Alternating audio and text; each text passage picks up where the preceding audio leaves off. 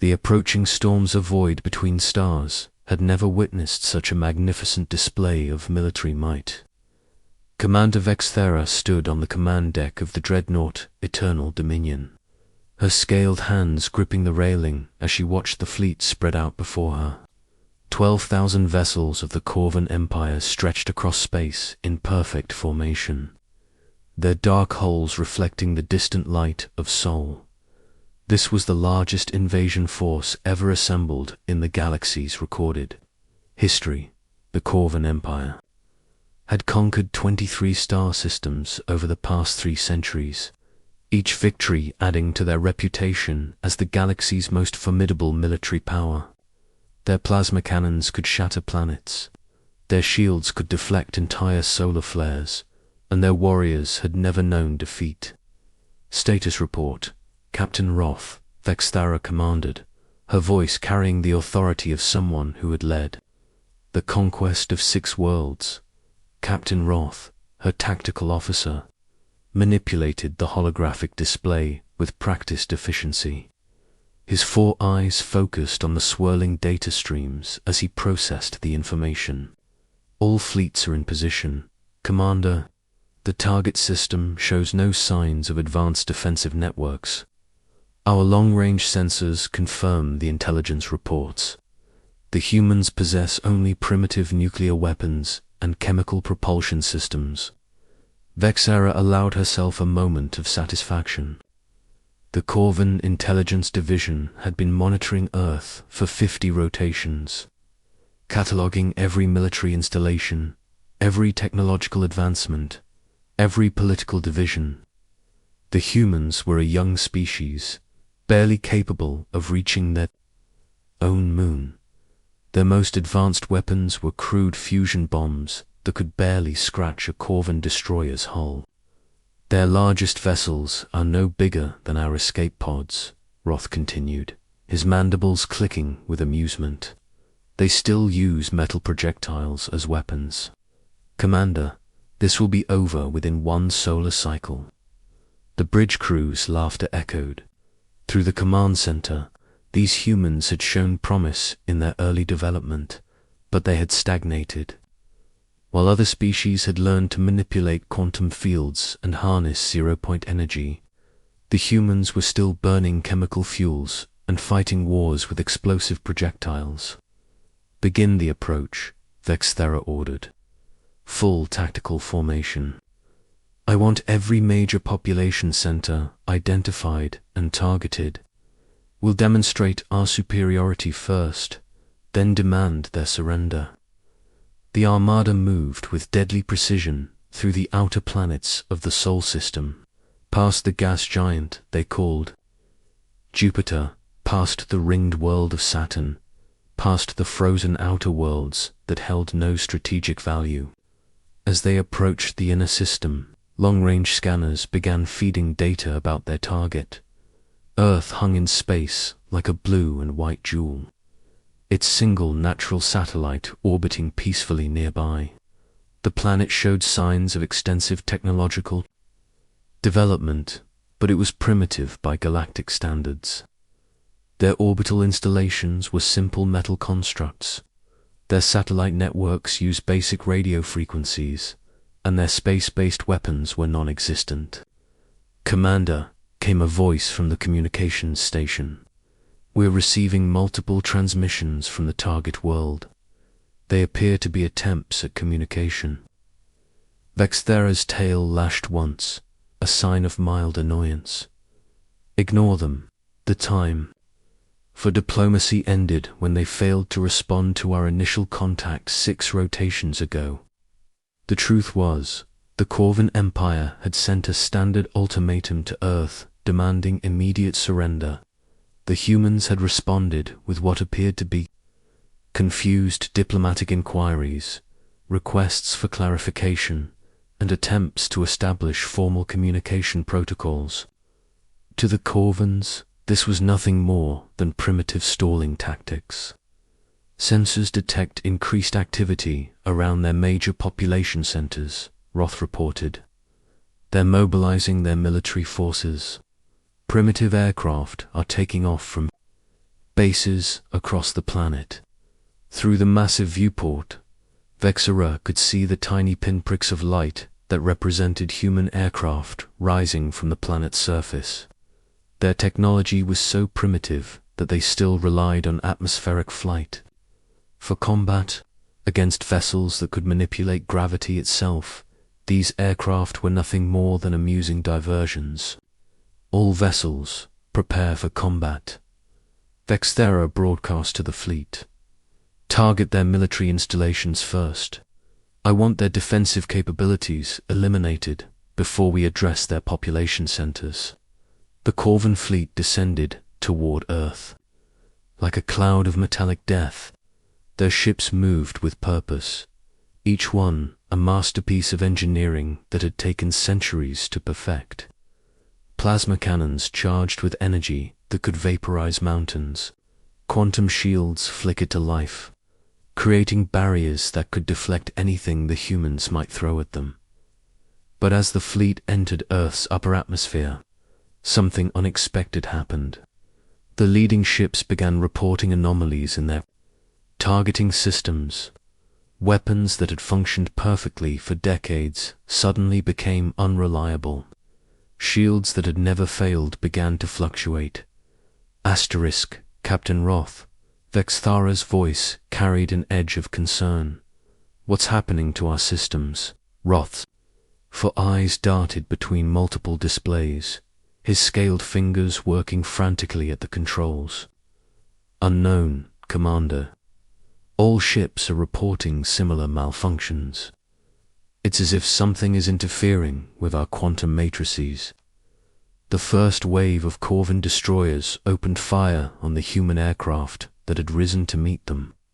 Plasma beams that should have vaporized the primitive vessels instead seemed to bend around them. The human aircraft continued their approach, completely unaffected by weapons that could crack moons. This is impossible, Roth whispered. Our sensors show their aircraft are constructed of basic metal alloys. They shouldn't be able to withstand even a fraction of our firepower. Before Vexthera could respond, every screen on the bridge flickered and went dark. When they came back online, they displayed something that made the commander's blood run. Cold, a human face appeared on the main display, calm and professional, with dark eyes that seemed to hold depths of knowledge far beyond what their intelligence reports had suggested. "Attention Corvan fleet," the human said in perfect Corvan standard, her accent suggesting years of study. "This is Dr. Elena Vasquez of the Terran Global Defense Initiative. You have 30 seconds to cease hostilities and withdraw from our system." The bridge fell silent except for the hum of machinery. Vexera's mind raced. How did they know their language? How were they broadcasting through secured military channels? The intelligence reports had indicated that humans had only recently developed basic space travel. "Impossible," Vexthera hissed. "They're primitives. Continue the attack." Dr. Vasquez's expression didn't change. 20 seconds. "For the record, we attempted diplomatic contact 6 months ago. Your Empire's response was less than diplomatic. More. Plasma beams fired from the Corvan vessels. More disappeared into nothingness. The human aircraft weren't evading or using defensive systems. They were simply ignoring attacks that should have destroyed them instantly." 10 seconds, Dr. Vasquez announced. "I should mention that we've been monitoring your expansion across the galaxy with great interest. Your tactics are impressive, but your intelligence gathering needs improvement." The countdown reached 0. What happened next defied every law of physics the Corvan Empire had spent millennia understanding. The human aircraft began to phase in and out of reality, their solid forms becoming translucent and then reforming. Space itself seemed to bend and twist around them, creating pockets of distorted reality that the Corvan sensors couldn't interpret. Commander, Roth's voice cracked with fear. Our ships are beginning to... stop. Not destroyed, not disabled. They're just stopping. As if someone is reaching into the quantum foam and switching off their existence. Vexithora watched in horror as vessel after vessel simply ceased to be. Not exploded, not damaged, just erased from reality as if they had never existed. The humans weren't destroying the Corvan fleet. They were editing it out of existence, like correcting errors in a database. All vessels, emergency retreat. Vexthera shouted into her communications array. Full power to engines, maximum distance from the planet. But it was too late. The retreating ships found themselves trapped in what appeared to be a massive containment. Field, space itself had become a prison, and the Corvan fleet was caught within its invisible walls. Dr. Vasquez's face reappeared on the screens, her expression showing mild regret. The Corvan Empire has been classified as a Level 5 threat to galactic stability. Your military assets are being neutralized. Your home worlds have been quarantined. Any attempt to develop weapons of mass destruction will result in immediate technological regression to your pre-industrial state. The flagship shuddered as reality reasserted itself around them. Vexthera found herself standing not on her bridge, but in what appeared to be a small, sterile chamber. Through a transparent wall, she could see her entire command staff, equally bewildered and frightened. You are being relocated to a rehabilitation facility, Dr. Vasquez continued. The Terran Global Defense Initiative extends its regrets for the deception. Our primitive status was somewhat exaggerated. As the truth began to dawn on her, Vexthora realized that the Corvan Empire had made the greatest tactical error in galactic history. They had underestimated humanity. Part 2, the Swift Endther Rehabilitation Facility was unlike anything in Corvan experience. The walls seemed to be made of a material that shifted between solid and transparent, allowing glimpses of a vast complex that extended far beyond what should have been possible. Vexthera and her senior staff sat in chairs that adjusted themselves to their physiology, facing Dr. Elena Vasquez across a table that seemed to exist in multiple dimensions simultaneously. I suppose you have questions, Dr. Vasquez said, her voice carrying the patience of someone who had conducted this conversation before. She was younger than Vexthera had expected, perhaps 40 Earth years, with graying hair and the calm demeanor of someone accustomed to handling galactic crises. How? Vexthera's voice was barely a whisper. Our intelligence reports showed a primitive species barely capable of interplanetary travel. Dr. Vasquez smiled, and for the first time, Vexthera saw something that chilled her to the bone. It wasn't the smile of a primitive being suddenly granted power. It was the smile of someone who had been patiently waiting for exactly this moment.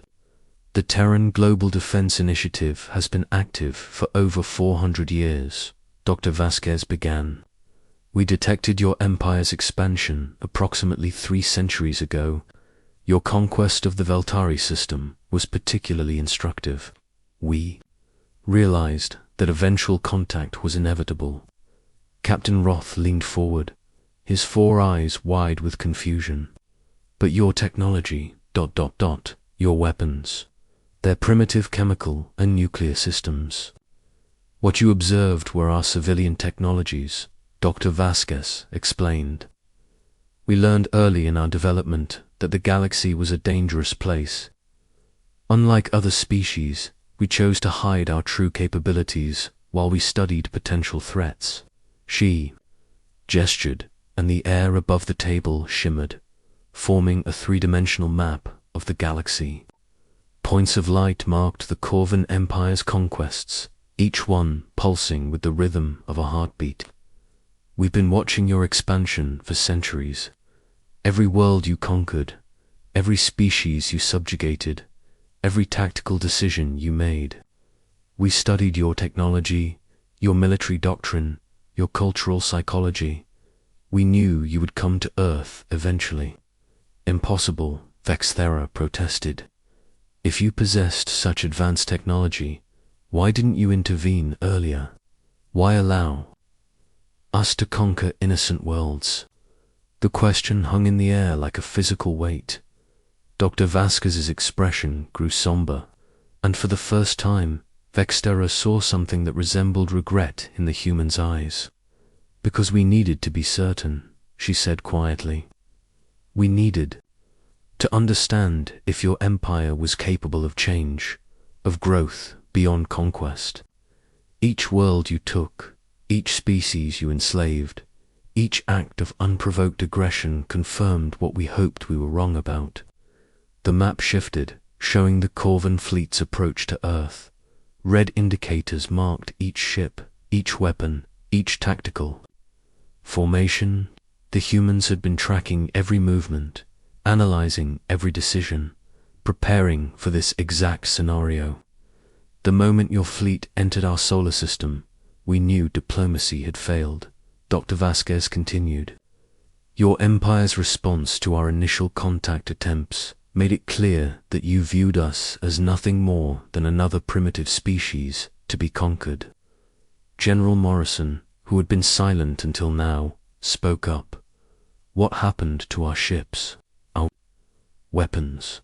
How did you make them simply stop? Quantum manipulation, Dr. Vasquez replied.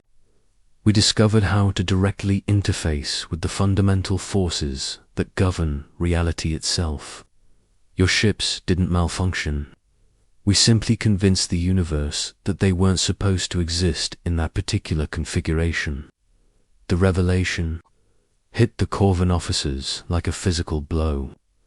Their empire had built its power on advanced technology, superior weapons, and tactical superiority. The humans had bypassed all of that by learning to rewrite the rules of existence itself. Your plasma cannons are impressive, Dr. Vasquez continued. They manipulate matter at the subatomic level to create devastating energy beams. But what happens when the space those beams travel through simply refuses to allow them to exist? She gestured again, and the air shimmered to show a detailed analysis of Corvan technology. Every system, every weapon, every defensive measure was laid out in perfect detail, along with countermeasures that the humans had developed. We've been preparing for this encounter for over 2 centuries, she said. Every possible scenario, every tactical option, every technological advantage you might possess. We knew exactly how you would approach Earth, exactly what weapons you would use, exactly how you would deploy your forces. Vexthera felt a crushing weight of realization settling over her. The Corvan Empire, for all its might and conquest, had been nothing more than a test subject in a vast human experiment. Every victory, every conquest, every moment of triumph had been observed and analyzed by beings who possessed the power to erase them from existence. What happens now? She asked, her voice barely audible. Now, your empire faces a choice, Dr. Vasquez replied. We've quarantined your home worlds, but we haven't harmed your civilian populations. Your military assets have been neutralized, but your people remain unharmed. The choice is yours. The map shifted again, showing the Corvan home systems surrounded by what appeared to be a barrier of distorted space. The quarantine was complete, absolute, and apparently permanent. We can lift the quarantine, Dr. Vasquez explained, but only if your empire abandons its expansionist policies. No more conquests. No more subjugation of other species. No more weapons of mass destruction. In exchange, we'll provide you with the technology to heal the worlds you've damaged and free the species you've enslaved. Captain Roth's voice cracked with emotion. And if we refuse, then your empire remains quarantined until it either changes its ways or destroys itself through internal conflict. Dr. Vasquez said, Matt, we've seen it happen before. Aggressive species that refuse to evolve beyond conquest typically don't survive their own nature. The silence that followed was deafening. Vexthera's mind raced through the implications. The Corvan Empire's entire identity was built on military conquest and expansion. To abandon that would mean abandoning everything they had become. You're asking us to become a completely different species, she said finally. We're asking you to grow, Dr. Vasquez replied. Every species faces this choice eventually. The galaxy is vast, but it's not infinite. Endless expansion and conquest lead to inevitable conflict with beings like us. Beings who have learned that survival requires cooperation, not domination. She stood, and the others followed suit. The meeting was clearly coming to an end, but Vexthera had one more question. Why reveal yourselves now? Why not continue hiding until you were ready to conquer the galaxy yourselves? Dr. Vasquez paused at the door, her expression thoughtful. Because we learned something that your empire never did. True strength isn't measured by how many worlds you can conquer. It's measured by how many you can protect. We don't want to rule the galaxy. We want to give it a chance to grow. The door opened, revealing a corridor that seemed to stretch into infinity.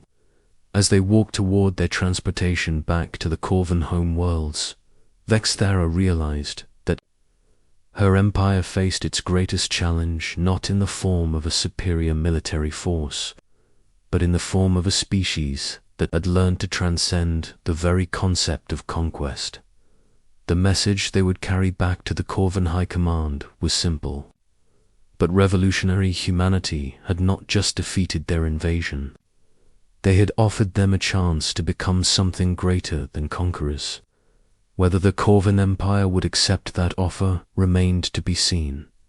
As their transport departed Earth's orbital facility, Vexthera looked back at the blue world that had shattered her understanding of the galaxy. Somewhere on that planet, humans were living their lives, completely unaware that they had just prevented a galactic war without firing a single shot. The age of Corvan expansion was over.